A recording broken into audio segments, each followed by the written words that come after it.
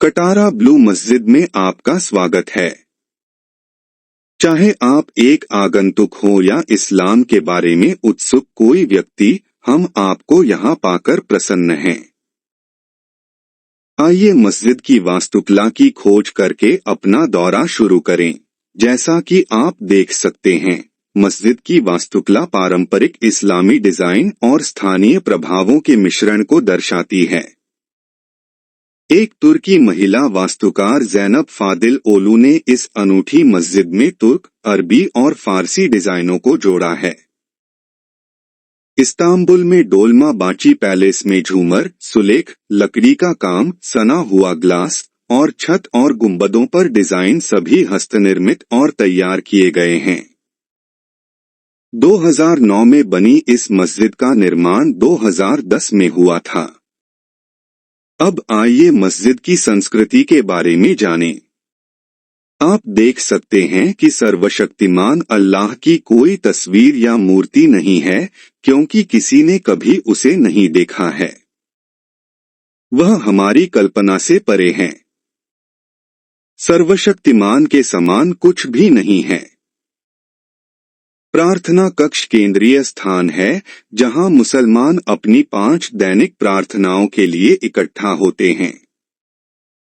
प्रार्थना एक इमाम के पीछे एक मंडली में की जाती है, जिसे पवित्र व्यक्ति नहीं माना जाता है। जो कोई भी कुरान के एक हिस्से को जानता है और जानता है कि नमाज का नेतृत्व कैसे किया जाता है, वह नियुक्त इमाम मौजूद नहीं होने की स्थिति में इस कार्य को कर सकता है। मंडली का गठन यह है कि अनुयायी इमाम के पीछे कंधे से कंधा मिलाकर सीधी रेखाओं में खड़े होंगे, जिससे उनके बीच कोई अंतर नहीं रहेगा।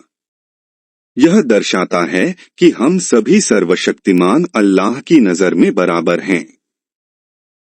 यह हमें हर इंसान के साथ समान व्यवहार करना भी सिखाता है। सर्वशक्तिमान अल्लाह और एक मुसलमान के बीच का रिश्ता बहुत महत्वपूर्ण है और बिना किसी मध्यस्थ के सीधे उससे प्रार्थना करके इसे और अधिक अनूठा बना दिया जाता है।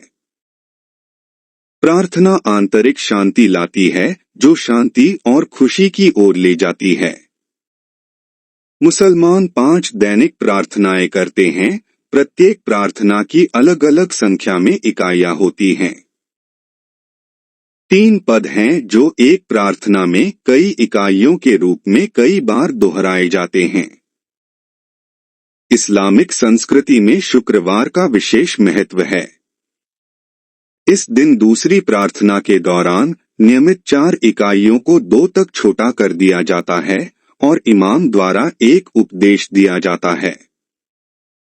इस उपदेश में इमाम मुसलमानों को जीवन के उद्देश्य की याद दिलाते हैं, न्याय के दिन की तैयारी पर जोर देते हैं और दिन प्रतिदिन के मुद्दों के साथ साथ वर्तमान मामलों पर मार्गदर्शन प्रदान करते हैं।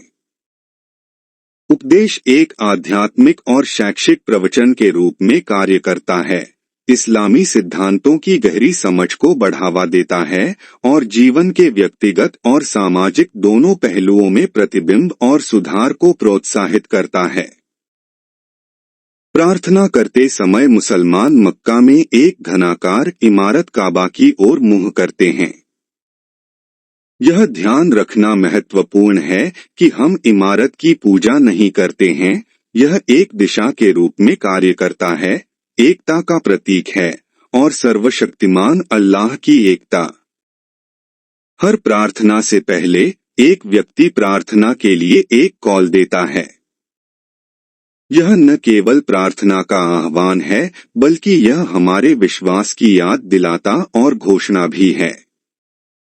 इसे कभी रिकॉर्ड नहीं किया जाता है, बल्कि लाइव दिया जाता है। पवित्रता इस्लामी संस्कृति का एक अनिवार्य हिस्सा है। प्रार्थना करने से पहले हमें वुजू करना चाहिए। शुक्रवार की प्रार्थना के लिए विस्तृत स्नान करने की सिफारिश की जाती है। कुरान सर्वशक्तिमान ईश्वर का अंतिम संदेश है, जो 1446 साल पहले अल्लाह के अंतिम दूत पैगंबर मोहम्मद शांति उन पर हो कुरान में कई में से 25 शक्तिशाली दूतों का उल्लेख है जिन्हें अल्लाह ने मनुष्यों का मार्गदर्शन करने के लिए भेजा है, जैसे आदम, नूह, इब्राहिम, इस्माइल, इसहाक, याकूब, यूसुफ, मूसा, हारून, डेविड, सुलेमान, यीशु शांति सभी पर हो। Jesus peace be on him दूसरे आखिरी पैगंबर हैं और Mohammed peace be on him आखिरी पैगंबर हैं। कुरान अरबी में प्रकट हुआ था और प्रत्येक अक्षर तब से संरक्षित है।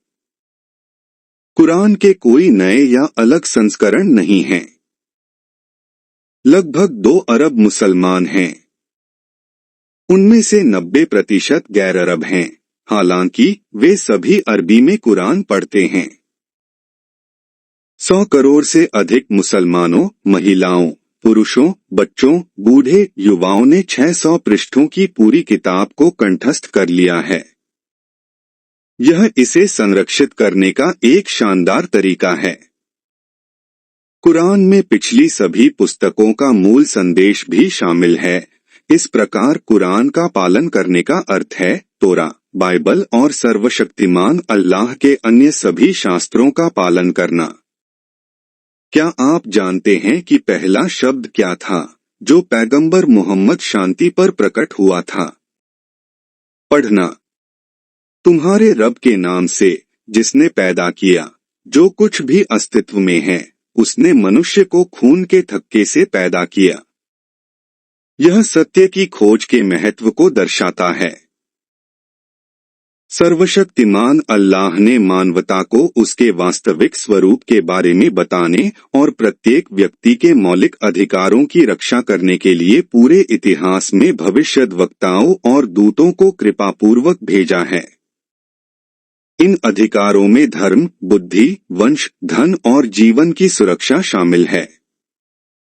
अपनी शिक्षाओं और मार्गदर्शन के माध्यम से इन दूतों ने हमें इन आवश्यक अधिकारों को बनाए रखने के लिए आवश्यक ज्ञान और ज्ञान प्रदान किया है। एक ऐसे समाज को बढ़ावा दिया है जहां हर व्यक्ति एक दूसरे के साथ और दिव्य इच्छा के साथ सद्भाव में पनप और फल फूल सकता है।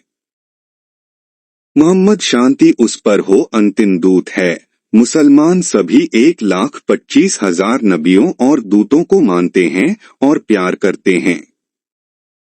मोहम्मद की शिक्षाओं का पालन करने के लिए शांति उस पर हो, इसका अर्थ है सर्वशक्तिमान अल्लाह के सभी दूतों के बारे में अधिक सीखना और उन सभी से प्यार करना जैसे हम मोहम्मद से प्यार करते हैं। शांति उस पर हो। हम मानते हैं कि इस्लाम का संदेश जो आदम शांति के साथ शुरू हुआ था, मोहम्मद शांति के माध्यम से अल्लाह सर्वशक्तिमान द्वारा उस पर पूरा किया गया था। इसलिए हम मुसलमान बहुत आत्मविश्वास से सभी नबियों और अल्लाह सर्वशक्तिमान के दूतों के अनुयायी होने का दावा करते हैं। धार्मिक प्रथाओं से परे मस्जिदें समुदाय के सांस्कृतिक जीवन में महत्वपूर्ण भूमिका निभाती हैं। समुदाय विभिन्न गतिविधियों के लिए एक साथ आता है, जिसमें शैक्षिक कार्यक्रम, सामाजिक कार्यक्रम और धर्मार्थ पहल शामिल हैं। मस्जिदें अक्सर सामुदायिक केंद्रों के रूप में काम करती हैं, एकता और सहयोग को बढ़ावा देती हैं। कटारा ब्लू मस्जिद के इस दौरे में शामिल होने के लिए धन्यवाद।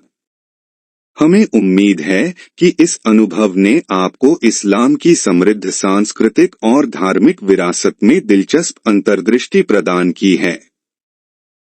हम कतर में आपके सुखद प्रवास और आपकी यात्रा में शांति की कामना करते हैं। यदि आपके कोई प्रश्न है या अधिक जानकारी की आवश्यकता है, तो कृपया हमारे स्वयंसेवकों से पूछें या www.edialozui.org पर जाएं। कटारा ब्लू मस्जिद से उपहार के रूप में कुछ मुफ्त किताबें और पढ़ने की सामग्री इकट्ठा करना न भूलें, जो फ्रंट डेस्क या महिला अनुभाग में पुस्तक काउंटर पर उपलब्ध है। प्रार्थना के लिए कॉल सुनने के लिए या कुरान के पहले अध्याय को सुनने के लिए या प्रार्थना में 3 पदों को जानने के लिए या इस्लाम की 5 नींव जानने के लिए या वशीकरण के चरणों को जानने के लिए कृपया अगला बटन क्लिक करें या मुख्य पृष्ठ पर लौटने के लिए होम दबाएं।